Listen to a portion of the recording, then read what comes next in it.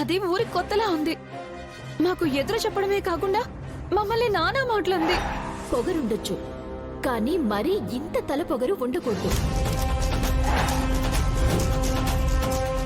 మన స్థాయి గురించి చెప్పినా గుళ్ళో అందరూ సమానమే అంటూ తల పొగరుతో సమాధానం చెప్పిందమ్మా. వెంటనే నన్ను పిలిచి ఉండాల్సింది కదమ్మా. వచ్చి దాన్ని తాట తీసేవాణ్ణి. అదెవరో మీకు తెలుసు కదా, నాకు చూపించండి. దాని సంగతి నేను తెలుస్తాను. పదండి. ఏంటమ్మా?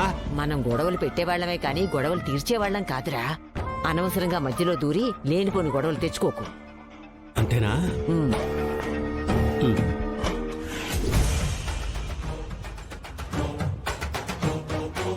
మైనావతి, అమ్మా మైనావతి.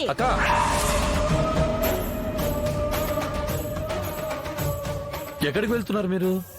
చిన్న పనుంది. రాయుడు గారు, హోమానికి ముందు ఈ పసుపు కుంకుమలను గంగలో వదిలి మీరు స్నానం చేసి రావాలని గురుగారు చెప్పారు. టైం అవుతోంది, పదండి.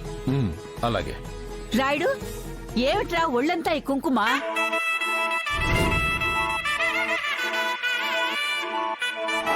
అది చేజారి పడిపోయిందిలే బామ్మ. మీరు వెళ్ళి హోమం దగ్గర ఉండండి, నేను వెళ్ళి త్వరగా వచ్చేస్తాను. పదండి పంతులు గారు. మీరు రండి. అమ్మా మైనావతి, ఆ పిల్లెవరో తెలియక చేసుంటుంది. దానికి నువ్వు తెలిసి ఏదైనా చేస్తే అది రాయుడి మనసుని బాధ పెట్టొచ్చు. అవసరమా చెప్పు? నా మాట విని హోమానికి వెళదాం పదా. నీకోసం మంచి కార్యం తలపెట్టాడమ్మా వాడు. వాణ్ణి బాధ పెట్టకమ్మా. రా తల్లి రా. సరే, నా తమ్ముడి వల్ల అది ఈరోజు తప్పించుకోవచ్చు.